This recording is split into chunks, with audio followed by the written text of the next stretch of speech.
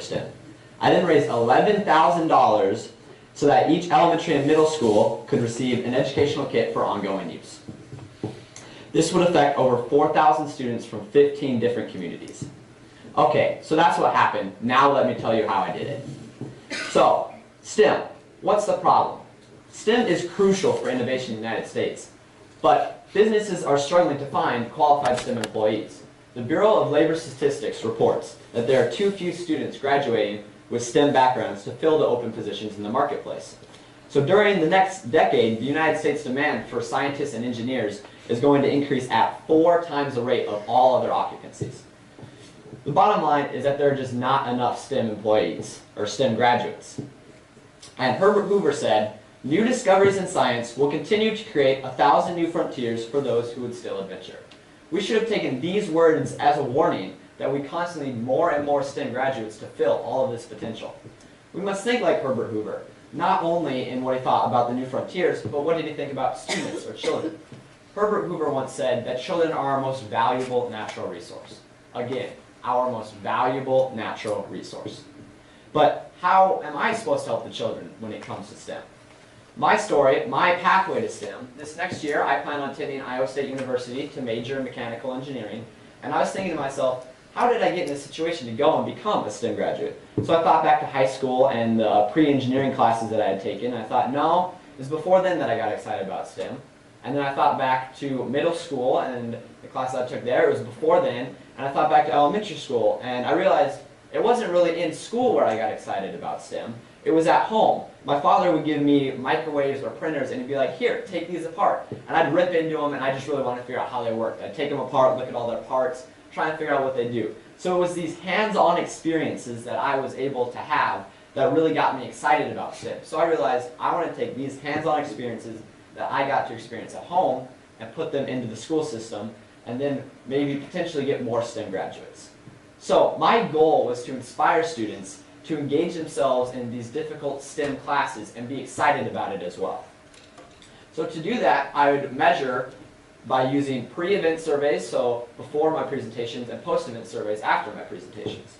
My prediction is that after students participate in these hands-on STEM activities, their post-event surveys would reveal an increase in excitement to take these STEM classes in middle school and high school. So great, I was going to do these hands-on experiences, but what was I going to do and how was I going to do it? So something that I was interested in at the time was catapults. So this right here is a 5-foot tall catapult and it's got an 8-foot long throwing arm. So me and my dad and my brothers, we built this a while ago, and I was also interested in tabletop catapults. They're a little bit smaller, but they're still really fun. You can take them with you wherever you go. So having decided to use these catapults, I charged ahead. And I decided that I want to teach these students physics. Yes, physics. So I raised $300 so I could pilot test my ideas. So with this $300, I purchased these you-put-together catapults here. We have one set up right here that the children could put together. And I wanted to pilot test these catapults and a curriculum that I had created for the students to learn Newton's 3 laws of motion, a physics principle. So I went to the Flickinger Learning Center, which serves at-risk and underprivileged students at multiple locations and elementary schools. So I went in and I quickly gave them a quick presentation on Newton's 3 laws and gave my curriculum, but I really wanted to get them using their hands and doing this hands-on learning experience. So we quickly handed out the catapults and got the kids assembling and building and working together in groups. And this was really great. You can see they're having a bunch of fun. And these girls right here, they're getting their catapult put together, and they get it all set up, and they pull it back, and they launch it. And I really love this photo. You can see the excitement on their face. They're having a bunch of fun. And actually, where these girls were sitting, it launched the ball all the way into the kitchen cafeteria from where they were sitting. So I love this photo. You can see how much fun and how enjoyable of a time they're having learning using these hands-on activities. This girl right here, she's ready to launch hers. And this kid right here, I really love this photo. He was having so much fun, he really wanted to post for us.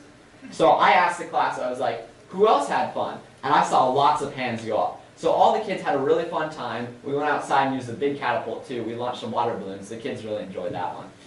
So Flickinger Learning Center sent me a thank you letter after I came and presented, and they said that my hands-on activities gave the students a great opportunity to learn and work together, and that it would be valuable throughout their school careers. So the thank you letter was really nice, but did it really work? Were the students now more excited to take these STEM classes in the future? Well, what did the data say? With my pre and post surveys, I asked the students the question, I'm excited to take these classes in middle school or high school, about all the classes that were offered at the middle school and high school, but mainly I wanted to focus on the STEM classes, the science, the engineering, the technology, the math classes. So I had three possible responses. No, I'm not excited. Maybe I am excited, and yes, I am excited. So our goal is to change these no's into maybes, these maybes into yeses, or hopefully, really, the no's all the way into yeses. So here you can see our results. We had a dramatic increase overall in excitement for these STEM classes. We had a 21% increase in non-STEM classes. So the kids were even getting excited to take more difficult or challenging classes that weren't even based around what the presentation was. So that was really awesome. And then we had a great 55% increase in the STEM classes. So that was really exciting. So the presentation was really working. It was getting the kids excited, learning about STEM by doing these STEM hands-on activities. So overall, a 34% increase in excitement. So after this, it worked so well, I raised $11,000 to put together these kits that I took to Flickinger so that every elementary school, middle school, and the Flickinger Learning Center, all their locations, could all have these kits that they could use at school to teach these students. So I ordered many more of these You Put Together Catapults, and you can see all their parts and pieces here set out, and all their different rubber bands and the launching balls. And this is really where Catapults for Kids in Classrooms really became Catapults and Racetracks for Kids in Classrooms. So I was online trying to find all the pieces to put together my kits, and I used Racetrack in my presentation to do some of the physics principles and explain Newton's laws. And as I was looking for these pieces of Racetrack here online, I came across this company. They're based out of Pella, Iowa, and they're called Blue Track. So they had started doing what I was doing a little bit earlier than me, and they created this right here. You can see they created this track that you can run cars down on, and they created this EP series. It teaches engineering and physics. So not only did they create this track that you can use to learn, they created a curriculum that goes with it. This curriculum can teach kindergarten through 8th graders, and it comes with 35 lessons.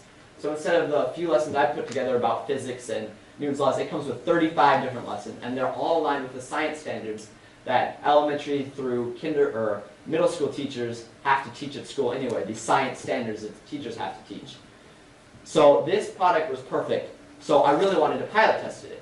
So I contacted Blue Track, and I requested and received a donation of some of their product here so that I could test it and pilot test it at one of the elementary schools.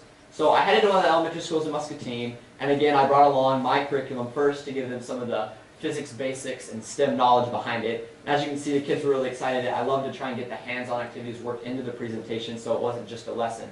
But quickly we want to get them in to using the Blue Track and see how that works. So you can see the kids are picking out their cars, running down the track, having a great time.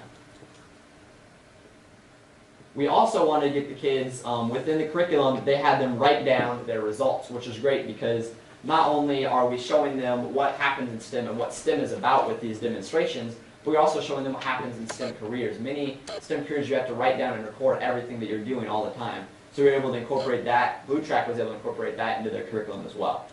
So this specific lesson that was taught through this Blue Track curriculum was about potential energy, and I really liked this lesson because, again, it was directly related to physics with potential energy and how high you had to place the car and what energy you would get out of that placement. So we were also able to use things other than cars on Blue Track, which is awesome. We were able to use ball bearings and create almost a carnival game, as you can see here. We added a loop to this one, but you drop the ball down and it can run down through the loop, and then it launches and you try and land it in one of the cups. So this photo right here, I really love this one. The girl, she had put it right in the right spot, gotten just the right potential energy, and dropped it and landed right in the cup. So you can see she's having a great time. So the kids look like they were having fun, but did it really work? Were the STEM students, were the kids excited in taking these STEM classes in the future? So again, we'll look at the data. This time, I was lucky enough to be able to separate the data into boys and girls. So we have the results for non-STEM, STEM, and all classes again, and as you can see that it's working over all categories. So we had an 11% increase for all students in all classes, a 16% increase for the boys, and a 5% increase for the girls. So the pilot test worked so well, I decided that I wanted to get enough Blue Track to go on every single kit that was going out to the elementary and middle school. So I purchased more kits and boxes to go into these kits that are going out to every elementary school, middle school, and all the Flickinger Learning Center locations too.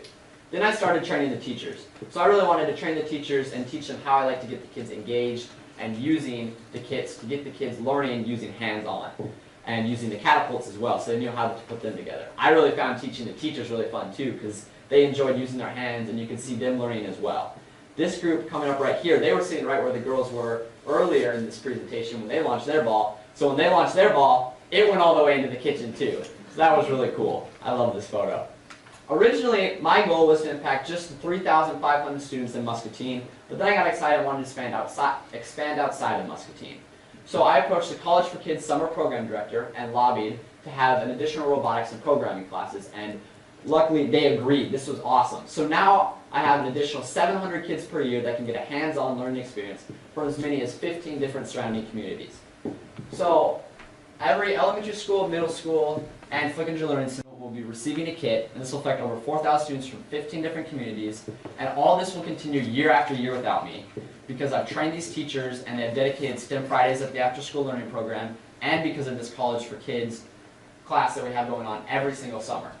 So this will affect over 4,000 students from 15 different communities. So I just wanted to leave you with this. Children are our most valuable natural resource. Thank you.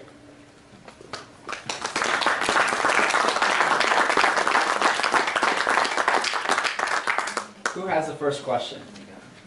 And if you'd like to see one of the demonstrations, you could just ask. While you are demonstrating, why don't you answer how you raised $11,000?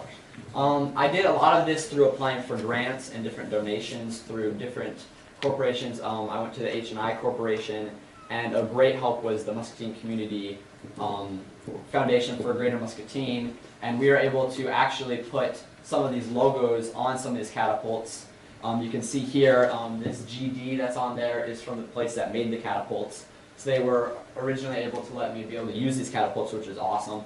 And up here, we were able to put the Muscatine Foundation on some of the catapults. So it was through these corporations and businesses and foundations that I was able to raise this money.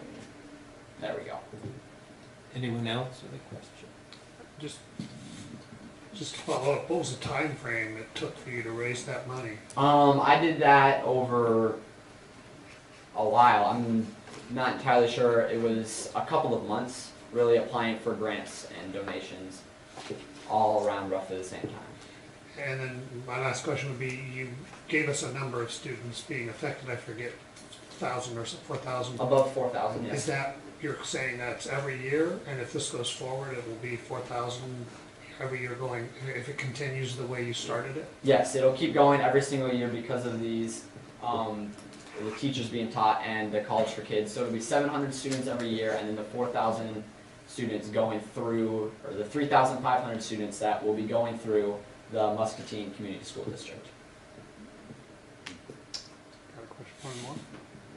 How did you manage to bring all of the teachers together for the training? Was it on a in-service type day? It was at the Flickinger Learning Center, so they kind of brought the teachers together, and I came and presented to them.